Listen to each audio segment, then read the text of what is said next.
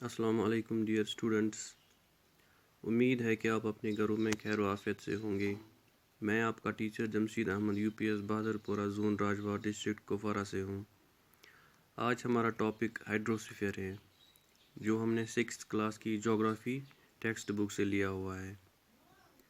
Hydrosphere जो है ये भी एक डोमेन ऑफ द अर्थ है।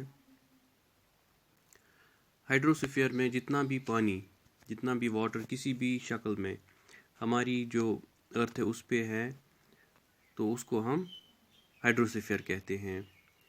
हाइड्रोस्फीयर में अंडरग्राउंड वाटर भी आता है, ऑन द ग्राउंड वाटर भी आता है, और एयर में जो वाटर है वो भी आता है। मैक्सिमम अमाउंट ऑफ वाटर जो है वो ओशंस में होता है।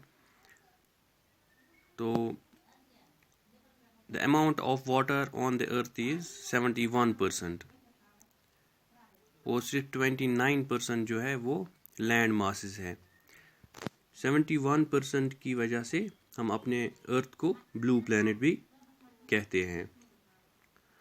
ये जो वाटर है ये in the form of glaciers भी है, आइस,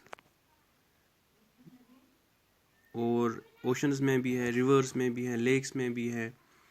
तो इस सारे वाटर को हम हाइड्रोस्फीयर कहते हैं। इतना सारा वाटर होने के बाद भी हमारे पास जो परसेंटेज पीने के लायक जो पानी है वो सिर्फ 2.5% एज फ्रेश वाटर अवेलेबल है हमारी अर्थ पे।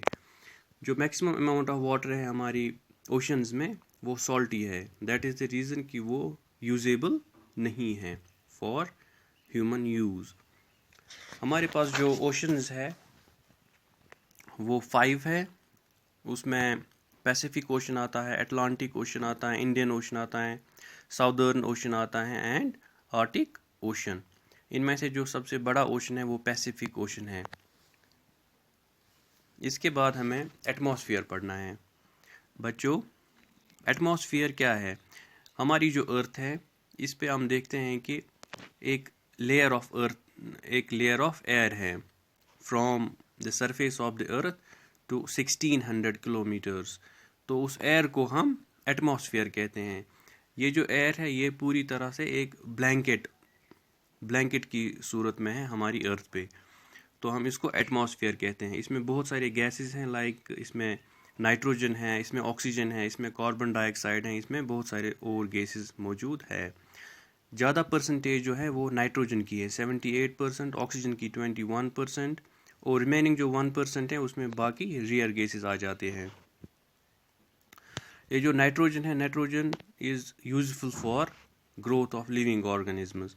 ऑक्सीजन ये जो रेस्पिरेशन के लिए बहुत ज़रूरी है। तो ये जो हमारा एटमॉस्फेयर है इसको हमने लेयर्स में डिस्ट्रीब्यूट किया हुआ है on the basis of it is composition and temperature and many other factors.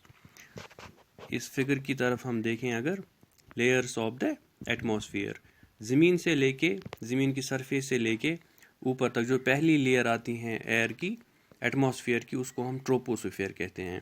उसके बाद जो लेयर आती है उसको स्ट्रेटोस्फेयर कहते हैं।